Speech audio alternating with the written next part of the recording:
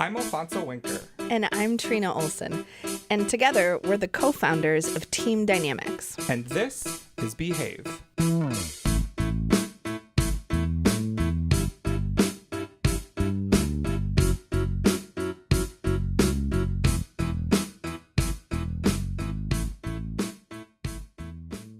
Well, since it's our first episode, Alfonso, what if we told people about where our name came from? Let's get into it. Okay. So I remember as you and I were finishing up our other gigs and we were starting to dream about how we were going to get to live out our vocation, because both of us felt like we were leaving sort of skills on the table and we just wanted to find the dream team to do what felt like the most important work. I know we got on the internet at some point to start looking at other people's names because we didn't want to take something that somebody else had. We knew we didn't want it to be jargony, right? Because we even know the jargon changes all the time. And we've also been spending time with entrepreneurs, all of whom who have been changing their names a lot, like changing logos, changing colors. And with the jargon thing, I think right now there's a lot of like progressive, justice, intersectionality, diversity, equity, and inclusion. And I think you say all the time, like those words are going to change. Yeah. And so it was important not to name the company the thing we were necessarily doing, but more of like our impulse for why we were doing the work. Yeah.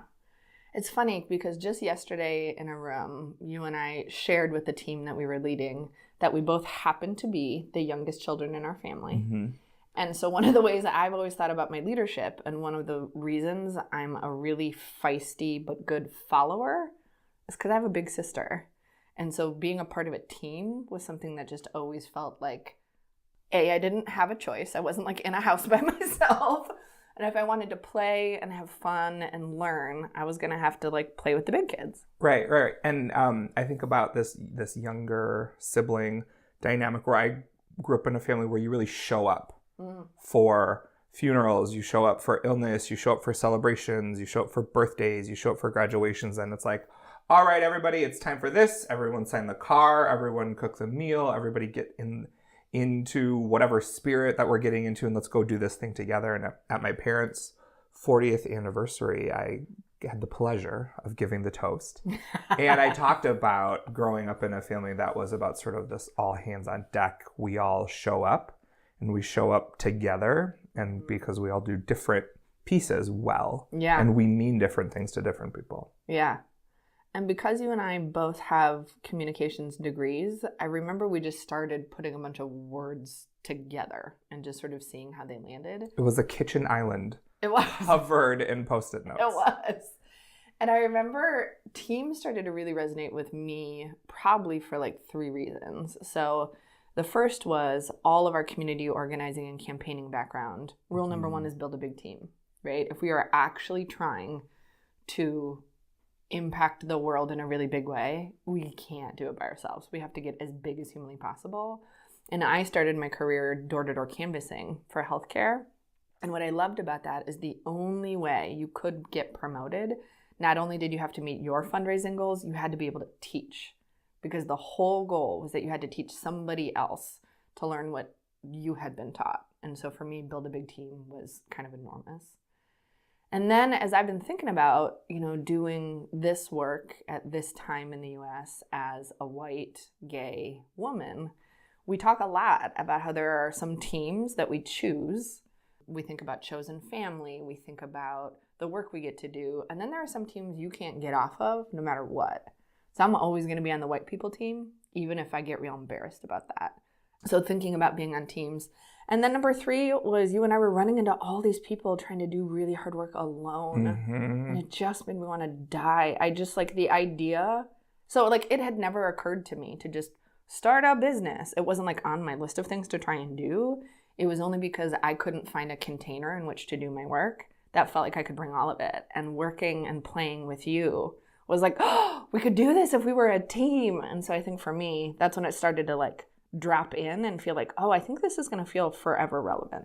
Yeah, and for me, it was this experience of often being the first and only. So I was often in a lot of the jobs that I had before we launched the company the first person to have the role full time that I had, or the first person of color, or the first queer person, or the first time we were trying this thing out, or a new funding stream, or a new strategy, and this expectation that I was going to be able to do it all, do it well, and be whole and remain okay the whole time. That I think every time I stepped into one of those roles, I leaned into my passion of training and facilitation. So I always built some sort of strategy cabinet or committee or cohort that was about getting the message out and building the scope of whatever it is we were doing, because I didn't want to be just a person waving a flag for something on behalf of a brand or a particular mission. And that background we both have in organizing it was like, well, we need more people with this worldview. We need more people who care about what we care about. And sure, I could do this job and probably get praised for doing this job alone, but it never felt good to be alone, especially when you're the first or the only. And so I kept coming back to facilitating rooms of adults to get excited about the same thing and move together to answer really big questions. And so I think it felt like 12 years of getting ready to lead rooms of adults all day, every day. Right.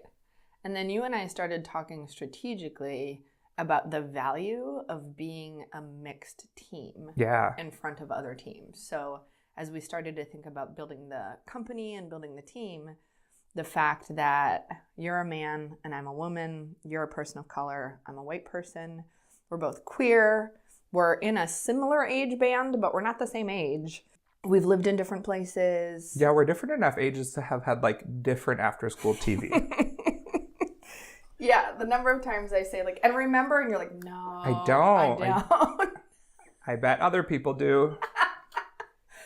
Yeah, so as we started to think about, right now, the U.S. in workplaces, so whether it's corporate or it's startup or it's nonprofit, it could be advocacy, it could be the arts, it could be education, it could be philanthropy.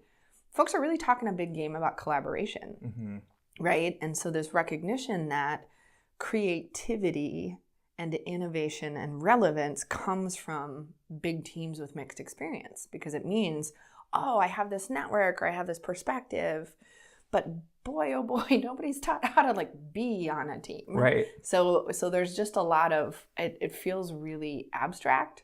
This idea of be a good team player, but be an outstanding and charismatic leader. It's like, what am I supposed to do with both of those things? Yeah, and the idea for me that this was going to feel fulfilling for a long time if we got to focus on working with teams. For sure. And will you say the phrase that we say out loud in rooms when we don't have the luxury of just hanging out at your dining room table? Because I think that will be useful. And I'm also getting itchy to talk about the dynamics part, because it's sort of the crabby side of the name that motivated us to name something. Sure. So when we talk about being on teams, we say teams make us more creative, more effective, and more resilient. So that just feels really true for us. And we also acknowledge that in the United States, where whiteness, then the concept of whiteness is a preference, often it's about one charismatic leader being fine and doing everything all the time. And we know that the opposite is way more sustainable. So we think about teams of leaders. Yes. So I had the privilege, the benefit, the luxury of working predominantly inside of the field of philanthropy. So I worked at foundations and I worked at what are called philanthropic support organizations. I worked at a membership association of foundations for several years. And I was getting pretty itchy about the pace of change. Sure. Working in philanthropy and working with big infrastructure organizations. But I was also seeing this thing happening with people who were parts of boards or staff, really being pretty knocked over by the idea that things were evolving and changing, or being pretty surprised by the idea that we needed to respond to really predictable changes in the market or in demographics or in voter turnout or in public perception or in the needs of a system, whether it be education, healthcare, jobs, housing. I kept thinking, I read all the same reports you read. I go to all the same workshops you go to. For my whole career, folks have been telling me things are changing. They're changing faster than we could have ever imagined. Stuff's coming at us. Our institutions need to change. And folks just kept being like blown away by the idea that change is happening all around them all the time. And they seem to want to reflect on it or write another report about it. Or try to predict what's happening next. Right. Yeah. And sort of my frustration, my crabbiness, quite frankly, was around this surprise related to change in working in industries that were dedicated to the whole idea of change. Mm-hmm. Yeah, it so resonates with me what it's like to watch people resist inevitable things, right? And I think for me, my two perspectives of working on elections, like I remember getting to election day and then needing to look for work right the day after. And I remember my dad saying, well, what happened? And I was like, it's over. So it's time for the next thing. And so whether we're thinking about the new economy or the gig economy, most of us in our careers are going to have careers that look really different than our parents. So this idea of having a career made up of multiple roles that maybe string together and that maybe have some deviations. And for me, as somebody who's managed really big teams, I kept being blown away. And the reason why dynamics rang true to me was that the people are always changing too. So not only the work, so people would freak out when somebody would get ready to retire or go out on paternity leave or just got a new opportunity, right? And so I experienced that firsthand, people being really resistant anytime I was ever trying to move on to my next big thing. I never felt like I was leaving something. I felt like I was going towards the next right thing. And so all the time we're dealing with folks who are just freaked out about how are we going to feather in these new people? And what does it look like to be ready for teams to keep changing? And rather than resist it, celebrate people for the work that they do and then get excited about who else you can add to the team. Absolutely. And when we're in rooms, we talk about this idea that change is constant. Yeah. And dynamic change needs dynamic leaders. And if we, for our careers, are going to bounce around as leaders who are committed to supporting various change processes, then we need to be readier for that change and have more tools and skills.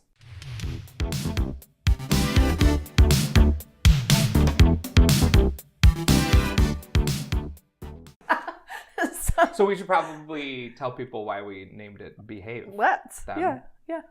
So probably in a future episode, we'll talk about some of the more wonky stuff like the theories and the frameworks and the tools that we use.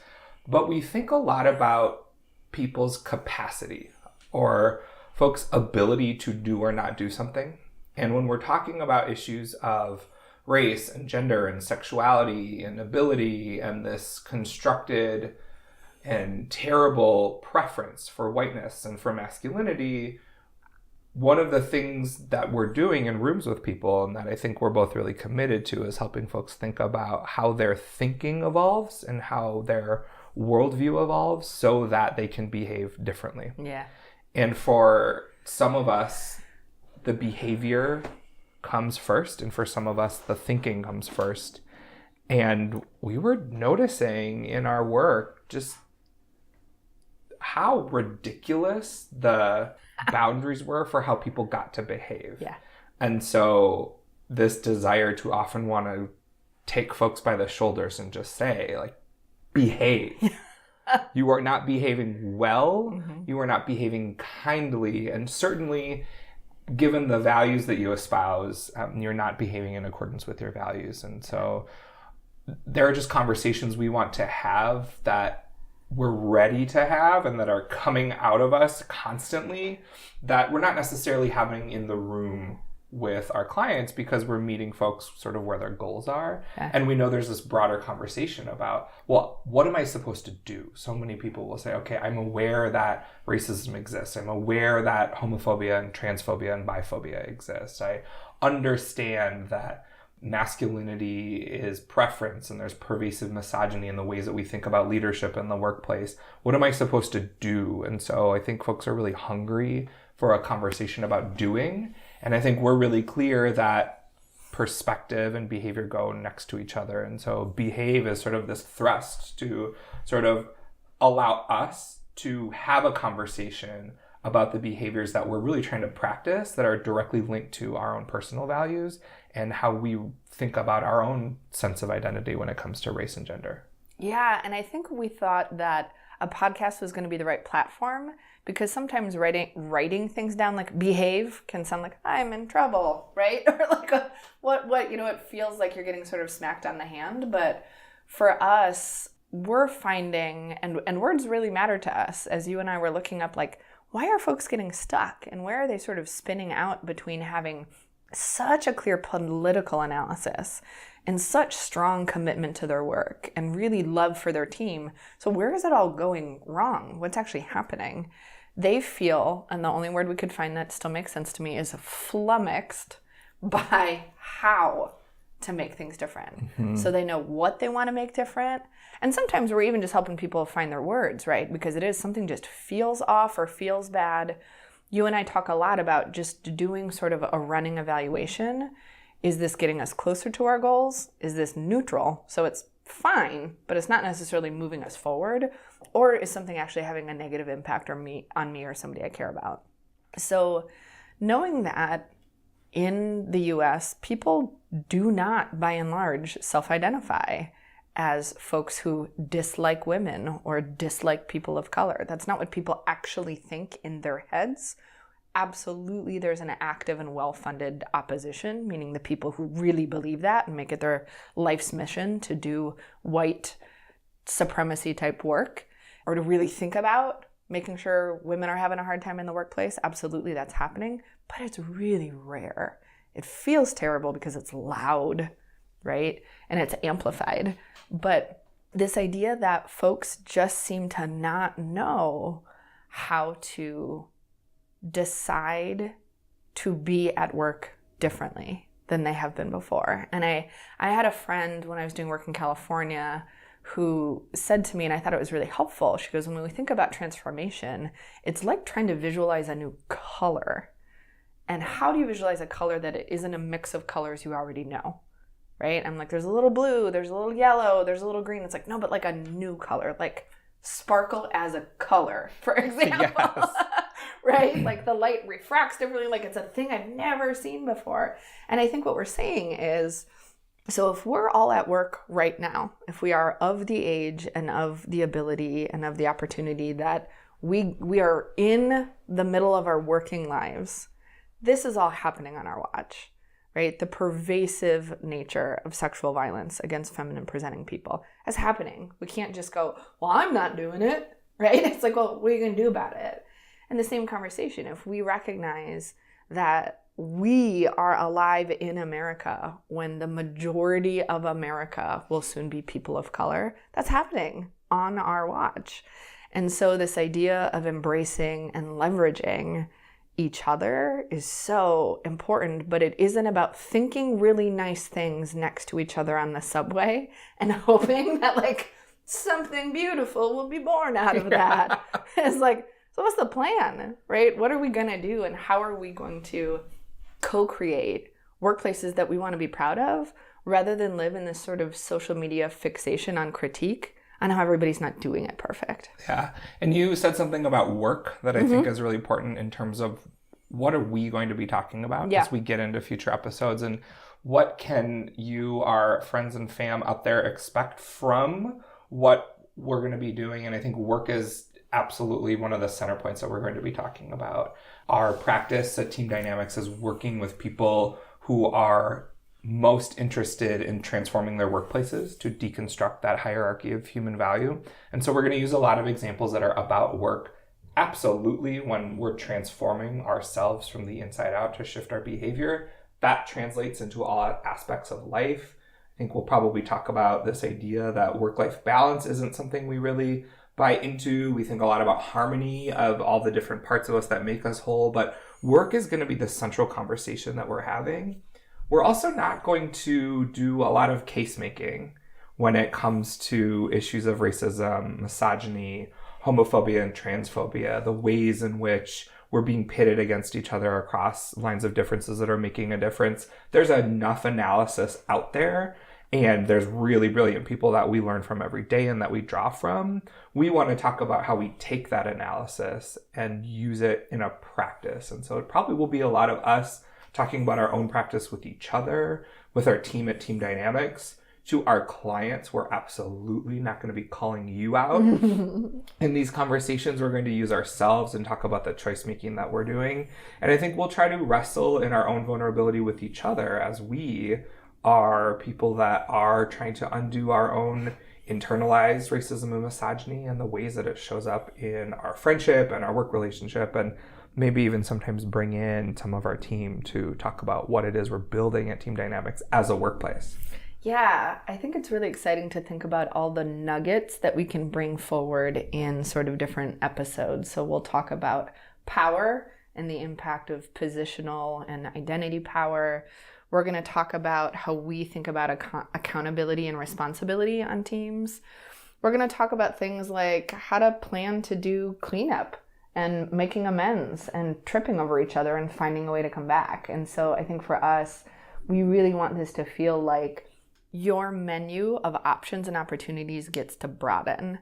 And also one thing, Alfonso, you made me think of when you were talking about sort of work at the center is that we also really recognize some people are doing some of this work in a paid and an unpaid way, right? Whether you're a volunteer board member or a leader or a congregant or a participant, we know that some folks really want to sharpen their leadership skills at a time where it feels as though the world is not going to get less complicated. So let's get more practiced together. And so we're never going to ask any of our listeners to do what we haven't been doing personally. And we'll also absolutely let people behind the curtains on some of the ways that we are in progress and in process of trying out some new things. So being in this spirit of experimentation, not like, here's the map, here's the exact plan, but here are our options. Here's what's working, here's what's not working, here's what we're learning. But at the end of the day, when we lay our heads down to go to sleep, we think, man, I really tried today, and it wasn't just in my head. I tried with the way that I behaved. Maps, plans, and options. We use those phrases a lot. We'll also talk to you about menus. We can really drag a metaphor out to get ready, get excited for it. But that makes me think about who and who is what for. So we have a lot of conversations about who is this for. So when we think about a practice or an approach or a way of thinking and behaving, we'll talk about who is it for. And we'll talk a lot about this work being developmental. So we'll really try to flag for folks spots along a journey or mile markers to say, if this is where you find yourself, if you are wondering this sort of question, or if your consideration of identities like race and gender seems to be manifesting this way, here's a practice for you. Because what we know is we don't want folks out there trying things that they're not ready for, or that their workplace isn't ready for. But we always also don't want you doing things that have been done already, or that maybe you're ready for an advanced class. Yeah. And we're giving you sort of the 101 sort of stuff. And so this is really for the champions. This is for the people that are looking at their workplace saying, I believe this place can be different. Yeah. I want to drive this change. I want the experience of folks across race, gender, et cetera, to be different.